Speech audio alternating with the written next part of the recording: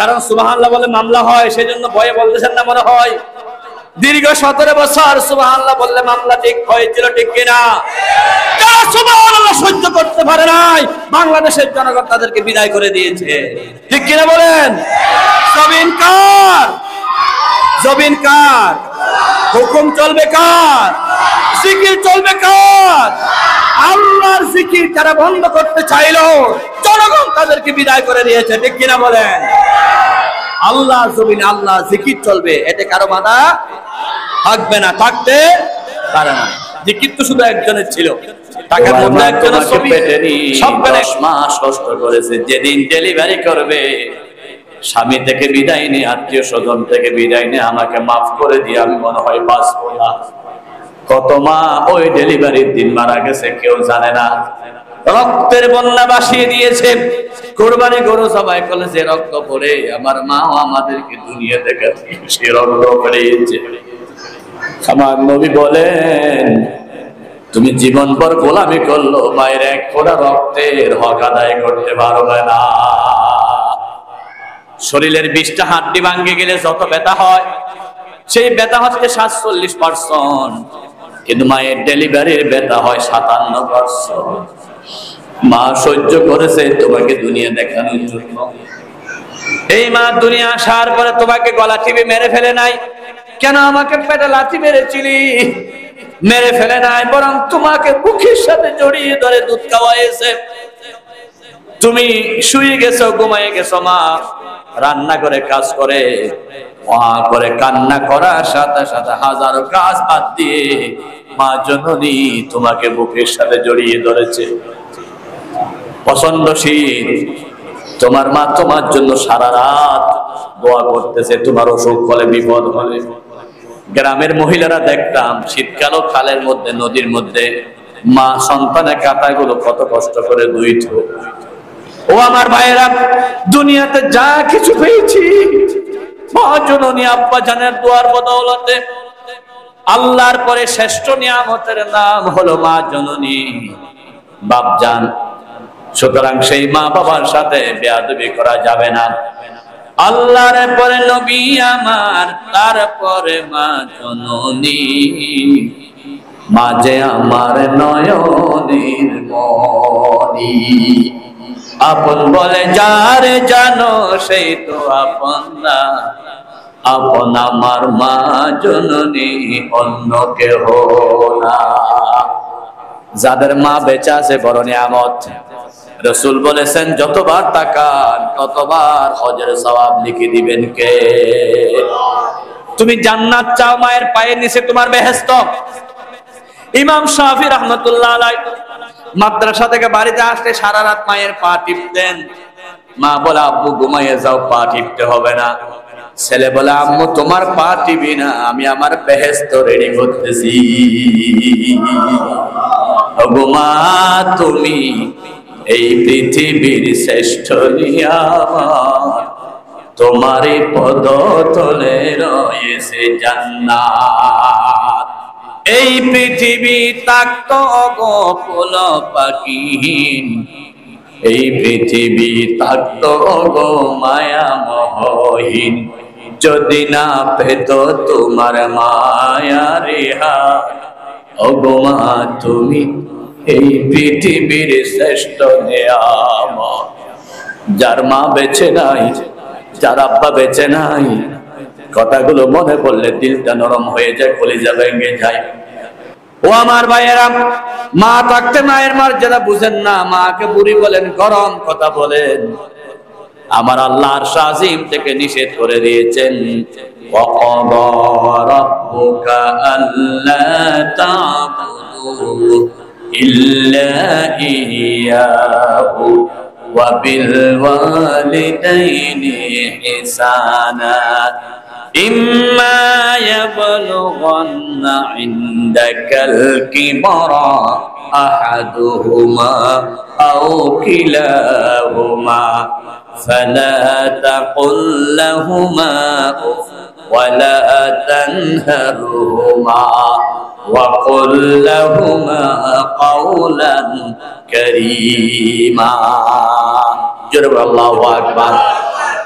আল্লাহ বলেন তোমার মা বাবার সাথে ভালো আচরণ করো, বিশেষ করে তোমার আব্বা যদি বুড়া হয়ে যায়, মা যদি বুড়ি হয়ে যায়, হয়তো মেজাজ একটু গরম হবে, তোমার সাথে গরম গরম কথা বলবে, খবরদার তুমি গরম কথা বলতে পারবে না। ওয়ালা তাকুল্লাহুমা উফ, তাদেরকে গরম কথা বলা যাবে না। ওয়ালা তানহারহুমা, ধমক দেওয়া যাবে না। মা জিজ্ঞাসা করে আব্বু তোমার কোলে এটা কে? বলে তোমার নাতি। আবার বলে তোমার কোলে এটা কে? বলে তোমার নাতি। আবার বলে এটা কে? বলে তোমার নাতি। বলছি না 100 বার বললো, 100 বার গরম হয়ে যাবে। 3 বারের পরে গরম হয়ে গেল। মা বলতেছে আব্বু আমি জানি তোমার কোলে আমার নাতি, কিন্তু বারবার বলতেছে কারণ তুমি ছোট্টবেলায় একটা কাক উড়ে আমার ঘরে সালের উপর বসছিল, তুমি জিজ্ঞাসা করেছিলে মা এটা কি? আমি কাক বলেছিলাম। তুমি আমাকে 99 বার প্রশ্ন করেছিলে, আমি কিন্তু গরম হই নাই। আজকে তোমাকে পরীক্ষা করে দেখলাম তুমি 3 বারে গরম হয়ে গেলা। আমি মা 99 বার সহ্য করি, তুমি 3 বারও সহ্য করতে পারো না। সেজন্য আল্লাহ বলেন ফালা তাকুল্লাহুমা উফ, একটি উফ শব্দ মাকে বলা যাবে না। মা যদি বলে ঘর থেকে বের হয়ে যাও, বের হতে হবে। আবার আমার মাথা ঠান্ডা হয়েছে, ঘরে ঢুকো, ঢুকালে ঢুকতে পারবি। আল্লাহর পরে মা জননী হলো শ্রেষ্ঠ নিয়ামত। কাবা শরীফের একজন ইমাম, তার নাম ছিল কালিয়বী। তিনি সীমাহীন কালো। লোকেরা জিজ্ঞাসা করেন তুমি কালো মানুষ কেমনে কাবা শরীফের ইমাম হয়েছো?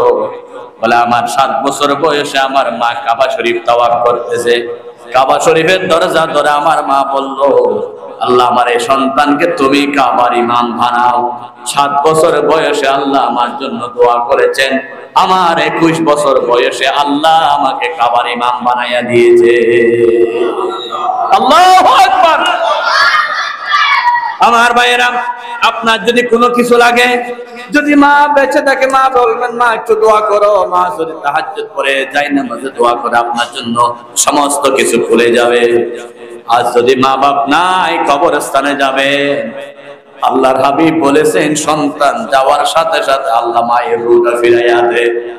সন্তানের দিকে দেখে সন্তান যখন সূরা ফাতিহা পড়ে, পড়ুন সবাই আলহামদুলিল্লাহি রাব্বিল আলামিন আর রাহমানির রহিম মালিকি ইয়াউমিদ্দিন ইয়্যাকা না'বুদু ওয়া ইয়্যাকা নাস্তাঈন اهدنا الصراط المستقيم صراط الذين أنعمت عليهم غير المغضوب عليهم ولا الضالين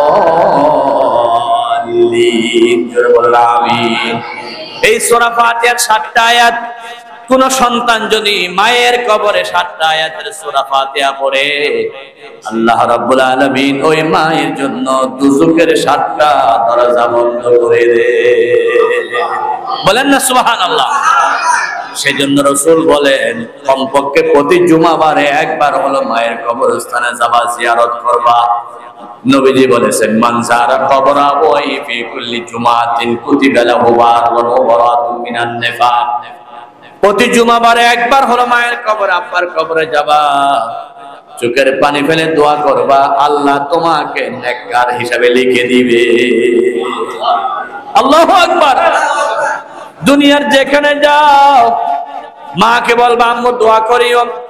মা যদি মাথায় হাত বুলাইয়া দেয়, বাবা যদি মাথায় হাত বুলাইয়া দেয়, গাড়ি অ্যাক্সিডেন্ট হয়ে সবাই মারা গেল তোমার কোনো ক্ষতি হবে না, কারণ তোমার মায়ের উপর, তোমার মাতার উপর সন্তান মায়ের হাত বেঁধেছে। আল্লাহু আকবার বলেন। মা কথাটি ছোট্ট বটে ডাকতে বড় মধুর, ত্রিভুবনে নাই তুলনা এমন কোন সুর। দিও না খো মায়ের মনে ব্যথা বেদনা, আল্লাহর নবী নারাজে হবে সোনার মদিনা। ভাই দুনিয়াতে যা পেয়েছি মা বাবার বদৌলতে। মায়ের ঘরে থাকেন, বাবার ঘরে থাকেন, মা বাপকে ভুলে যান, নাফরমান। আপনি যদি আপনার মা বাপকে ভুলে যান, আপনার সন্তানও আপনাকে ভুলে যাবে। আজকে ইয়ংস্টার ক্লাবে ভাইয়েরা, আমার রনি ভাই তারা, এই ভাই তারা এই মাহফিল করতেছে, নিশ্চয় ওনার মায়েরা ওনাদেরকে সন্তানকে পেটে নিয়ে কোরআন পড়েছিল। এই কারণে আজকে সন্তানরা মাহফিল করতেছে, কোনো সন্দেহ নাই। ওনাদেরকে মাহফিল করতে কেউ বাধ্য করে নাই, তোমরা মাহফিল করো, না হয় মায়ের দিব, জিওলখানা দিব, এরকম বলেছে? বলে নাই। ওনারা নিজের থেকে কষ্ট করে মাহফিল সাজাচ্ছে। নিশ্চয় ওনার মা ওনাদেরকে নিয়ে কোরআন শরীফ পড়েছিল। আল্লাহর কোরআনের কারণে এই বুজুর্গ হয়েছে, এই ভালো কাজ করতেছে। খাজা শাহ হুজুর, ওনার জীবনীতে পাওয়া যায় 3 দিনে 1 খতম কোরআন শরীফ পড়তেন ওনার মা ওনাকে পেটে নিয়ে। খাজা মঈনুদ্দিন চিশতি সঞ্জিরাজমিরি ছোট্টবেলায় দুধ খাওয়ার জন্য যখন কান্না করতেন, মা দুধ দিত না, আগে উযু বানাইয়া মা দুধের সাথে লাগাইয়া দিত। সন্তান যখন বুড়ো বুজুর্গ হলো, মা বলতেছে, তুমি কি কারণে বুজুর্গ হয়েছে জানো? তোমাকে আমি 1 মুহূর্ত দুধ ছাড়া, উযু ছাড়া দুধ খাওয়াই না। তুমি কোরআন শরীফ, তুমি দুধ খাইতে, আমি কোরআন পড়তাম। সেই মায়ের পবিত্রতার কারণে আল্লাহ সন্তানকে জগৎ বিখ্যাত ওলি বানাইয়া দিয়েছে, আলহামদুলিল্লাহ। সেজন্য মা বাবার সাথে বেয়াদবি করা যাবে না, তাদেরকে জুদা খাও এটা বলা যাবে না, তারা যেটা বলে সেটা মানতে হবে। হাদিস সাক্ষী, রাসূল বলেছেন, তুমি নামাজের নিয়ত বেঁধেছ, তোমার মা যদি ডাক দে নামাজ ভেঙে তোমাকে মায়ের কথা ডাকে ছাড়া দিতে হবে। আল্লাহু আকবার। নামাজ ভেঙে ফেলতে হবে। যদি ফরজ নামাজ না হয়, ফরজ হলে সালাম ফিরে যাবা, নফল নামাজ চলে মা ডাক দেওয়ার সাথে সাথে নামাজের মধ্যখানে দুধ দিতে হবে। আল্লাহু আকবার। জোড়া ইসলামক একজন বুজুর্গ, আল্লাহর ওলি, জগৎ বিখ্যাত বুজুর্গ, নামাজের নিয়ত বানলেন, মা ডাক দিল। জোরাইজ বলতেছে, নামাজটা শেষ করি, আল্লাহর সাথে প্রেম করতেছি, নামাজ শেষ করে যাব। সালাম ফিরাতে ফিরাতে ভুলে গেলেন। মা কিন্তু বদদুয়া দিল, আমি ডাকার পরে আসতেছে না, আল্লাহ আমার সন্তানকে একজন জানাকারিনী আসামি বানাইয়া পাঠায়, দুনিয়া থেকে বিদায় করে দিও। নাউজুবিল্লাহ বলেন। বদদুয়াটা কে করেছেন? মা নিজেই। হযরত জুরাইজ রাদিয়াল্লাহু তাআলা আনহু আবারও নামাজের নিয়ত বানলেন, মা আবারও ডাকলেন, তিনি ভুলে গেলেন, সালাম ফিরিয়া যেতে ভুলে গেলেন, মা আবারও বদদুয়া দিল। জগৎ বিখ্যাত শ্রেষ্ঠ বলে দুনিয়া থেকে যাওয়ার আগে তার পাশে একজন মহিলা, একটা জারো সন্তান হলো। মহিলা থেকে জিজ্ঞাসা করলো, তোমার এই সন্তানটা কোথায় পেয়েছো? বলে, তোমরা যাকে শ্রেষ্ঠ বুজুর্গ বলো সেই আমার সাথে কাজ করেছে। নাউজুবিল্লাহ। সরকারি পুলিশ এসে রিমান্ডে দিয়ে তাকে শেষ করলো, তার বিল্ডিং শেষ করে দিল, তাকে মারতে মারতে মারতে মারতে শেষ পর্যন্ত দুনিয়া থেকে বিদায় করে দেওয়ার জন্য সিদ্ধান্ত নিল। জোড়া চোখের পানি ফেলে বলেন, আমাকে তোমরা শাস্তি দিচ্ছ জানার কারণে নয়, মায়ের কথা না শোনার কারণে। বলে, কি বলো তুমি? বলে, আমার কোনো অপরাধ নয়। আমার এই অপরাধ কি? তুমি সন্তান থেকে জিজ্ঞাসা করো। সন্তানের বয়স মাত্র 2 মাস, সন্তান কি কথা বলতে জানে? বলে, আল্লাহ হুকুম দিলে কথা বলতে জানবে। এবার সন্তানকে জিজ্ঞাসা করা হলো, তুমি বলো, তুমি কি জুরাইজের সন্তান নাকি আরেকজনের সন্তান? সন্তান চিৎকার মেরে বলল, আমি জুরাইজের সন্তান নই, জুরাইজ নির্দোষ, আমি হলাম অমুকের সন্তান। জোরে বলো আল্লাহু আকবার। ও জুরাইজ, তোমার অপরাধ কি? বলে, আমি নামাজরত অবস্থায় মা ডেকেছিল, আমি যাই নাই, মা আমাকে বদদুয়া দিল, আল্লাহ আমার মতো শ্রেষ্ঠ বুজুর্গকে জানাকারের মামলা দিয়ে দুনিয়া থেকে বিদায় করে দিচ্ছেন একমাত্র মায়ের বদদুয়ার কারণে। জোরে আল্লাহু আকবার। খেদমতে মা দর পে দর খুন সুবহ শাম, তাকে বাসি দর দো আলম নে গোলাম। খেদমতে মা দর পে দর খুন ইখতিয়ার, তাকে বাসি দর দো আলম বখতিয়ার। তুমি জগতের মধ্যে উন্নতি করতে চাও, মায়ের দোয়া নাও। ব্যবসা বাড়াতে চাও, মায়ের দোয়া নাও। মামলা মোকদ্দমা থেকে বিজয় হতে চাও, মায়ের দোয়া নাও। বিবাহ করে বউ নিয়ে শান্তি থাকতে চাও, মায়ের দোয়া নাও। আল্লাহু আকবার বলেন। 2017 সালে বাংলাদেশের কিছু হাজি হজে যাচ্ছে, বাংলাদেশ থেকে জিদ্দা এয়ারপোর্টে গিয়ে জিদ্দা থেকে নামার পর ওনার মুখ বন্ধ হয়ে গেল। 30 দিন মক্কা শরীফে ছিল, লাব্বাইক আল্লাহুম্মা লাব্বাইক বলতে পারে নাই। 10 দিন মদিনা শরীফে ছিল, আমার রাসূলকে সালাম দিতে পারে নাই। 40 দিন থাকার পরে চলে আসতেছে, আবার এয়ারপোর্টে বিমানে উঠলেন, এবার তার মুখ চালু হয়ে গেল।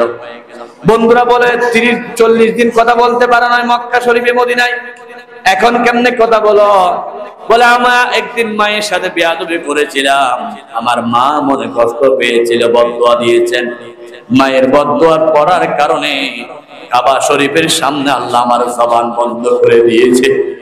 যার উপর মা রাজি নাই তার লাব্বাইক কাবা শরীফে চলবে না, যার উপর মা রাজি নাই তার সালাতু সালাম রাসূল শুনতে চাই না। আল্লাহু আকবার। ওগো মা তুমি এই পৃথিবীর শ্রেষ্ঠ নেয়ামত, তোমারই পদতলে রয়েছে জান্নাত। আমার ভাইরা, আমি যে আলোচনা শুরু করেছিলাম সেটা হলো এই, আপনার যদি কিছু দরকার হয় আপনি গভীর রাত্রে উঠবেন, তাহাজ্জুদ পড়বেন। 2 নাম্বার, কিছু দরকার হলে মায়ের কাছে যাবেন, আব্বার কাছে যাবেন, মাকে জায়নামাজে বসাইয়া দিবেন, আম্মু আমি বিপদে আছি, আব্বু আমি বিপদে আছি, আপনি একটু আমার জন্য দোয়া করেন। মা বাপ যদি হাত তুলে দোয়া করে, আল্লাহর কোনো পর্দা থাকে না, বিনা পর্দায় দোয়া কবুল হয়ে যায়। আল্লাহু আকবার। মায়ের দোয়া লাও হে মুমিন, মায়ের দোয়া লাও, বাবার দোয়া লাও হে মুমিন, বাবার দোয়া লাও। বিপদে পড়বে না তুমি যখন যেথায় যাও, মায়ের দোয়া লাও হে মুমিন, মায়ের দোয়া লাও। যে কোনো বিপদে বললে মা বাবার কাছে যাবেন। মা বাপ যদি জিন্দা না থাকে কবরস্থানে যাবেন। ও মা তুমি তো চলে গেলা, তোমার সন্তান বিপদ আছে, তুমি রুহানি ভাবে দোয়া করো, জিয়ারত করবেন, মা বাপকে স্মরণ করবেন, আল্লাহ আপনাকে বিজয় দান করবে। বলুন ইনশাআল্লাহ। বিশ্বাস হয়? বলেন বিশ্বাস হয় কিনা? রাসূল করিম সাল্লাল্লাহু আলাইহি সাল্লামের যুগে যায়েদের আব্বা কাবা শরীফ গিয়ে কাঁদতেছেন, ঘটনা মনে আছে? আল্লাহ আমার ছেলেকে হারিয়ে ফেলেছি, তোমার কাবা শরীফের দরজা ধরে কাঁদতেছে, আমার ছেলেকে তুমি ফিরাইয়া দাও। কারণ কাবা শরীফের দরজা থেকে কেউ খালি হাতে কেউ ফিরে না খালি হাতে। বলেন আল্লাহ তোমার দরবারেতে, বলেন কেউ ফিরে না খালি হাতে, আল্লাহ তোমার দরবারেতে। আমাদের দেশে এটা অন্যরকম গান, কেউ কেউ না খালি হাতে অমুকের দরবারেতে। হারাম, আল্লাহ ছাড়া কারো দরবার থেকে খালি হাতে ফিরে আসতে এটা হয় না। ফিরে আসে না কার দরবার থেকে? বলেন না, কেউ ফিরে না খালি হাতে, আল্লাহ তোমার দরবারেতে। কাবা শরীফ ধরে দোয়া করলেন, আল্লাহ আমার যায়েদকে ফিরাইয়া দাও। একজনে তাকে ধরে বললেন, তুমি যার জন্য কাঁদতেছ তার কবর আমার কাছে আছে। সুবহানাল্লাহ বলবেন না? বলে কোথায়? বলে এই যুগের একজন সেরা নবী আছে, ওই নবীর কাছে তোমার যায়েদ আছে। এই কথা বলার সাথে সাথে আমার বন্ধুগণ যায়েদের আব্বা দৌড়ে রাসূলের ঘরে গেলেন, আল্লাহ রাসূলকে সালাম দিলেন। আসসালাতু ওয়াসসালামু আলাইকা ইয়া রাসূলুল্লাহ, আসসালাতু ওয়াসসালামু আলাইকা ইয়া হাবিবাল্লাহ, আসসালাতু ওয়াসসালামু আলাইকা ইয়া রাহমাতাল লিল আলামিন। রাসূলকে সালাম দিয়ে বললেন, আমার একটা ছেলে হারিয়ে ফেলেছি, ছেলেটার নাম হলো যায়েদ। শুনেছি আপনার দরবারে আমার ছেলেটা আছে। আল্লাহু আকবার বলেন। আপনার দরবারে আমার ছেলেটা আছে, আপনি আমার ছেলেটাকে ফিরাইয়া দিন। সুবহানাল্লাহ বলেন। এই কথা বলার সাথে সাথে আমার রাসূল মুস্কি হেসে বললেন, যায়েদ কি তোমার ছেলে? বলে আমার ছেলে। আমি হলাম যায়েদের আব্বা, আমার পাশে একজন আছে, উনি হলেন যায়েদের চাচা। রাসূল করিম সাল্লাল্লাহু আলাইহি ওয়াসাল্লাম বললেন, তোমার ছেলে যদি তোমাকে চিনে, তোমার সাথে যদি যেতে চায়, আমি দয়াল নবী নিষেধ করব না। তবে যদি তোমার কাছে যেতে না চায়, আমি ধাক্কা মেরে বের করে দিতে পারবো না। সুবহানাল্লাহ বলবেন না? আরো আসতে বলেন সুবহানাল্লাহ। কারণ সুবহানাল্লাহ বলে মামলা হয়, সেজন্য ভয়ে বলতেছেন না মনে হয়। দীর্ঘ 17 বছর সুবহানাল্লাহ বললে মামলা ঠিক হয়েছিল, ঠিক কিনা? যারা সুবহানাল্লাহ সহ্য করতে পারে নাই, বাংলাদেশের জনগণ তাদেরকে বিদায় করে দিয়েছে, ঠিক কিনা বলেন? জমিন কার? জমিন কার? হুকুম চলবে কার? জিকির চলবে কার? আল্লাহর জিকির যারা বন্ধ করতে চাইলো, জনগণ তাদেরকে বিদায় করে দিয়েছে, ঠিক কিনা বলেন? আল্লাহ জমিন আল্লাহ জিকির চলবে, এতে কারো বাধা থাকবে না, থাকতে পারে না। জিকির তো শুধু একজনের ছিল, টাকার মধ্যে একজনের ছবি, সবখানে একজনের ছবি। বিদেশ থেকে একজন মেহমান আসছে, মেহমান এসে জিজ্ঞাসা করলো, তোমাদের এয়ারপোর্টের নাম কি? বলে বঙ্গবন্ধু এয়ারপোর্ট। এই যে এয়ারপোর্ট থেকে বের হয়ে রাস্তা দিয়ে যাচ্ছে, বলে রাস্তাটার নাম কি? বলে বঙ্গবন্ধু সড়ক। রাস্তা দিয়ে যাওয়ার সময় ঢাকার মধ্যে লাইট জ্বলতেছে, বলে এই লাইট জ্বলতেছে নাম কি? বলে বঙ্গবন্ধু স্টেডিয়াম। ওখানে চলতেছে খেলা, বলে খেলার নাম কি? বঙ্গবন্ধু টুর্নামেন্ট।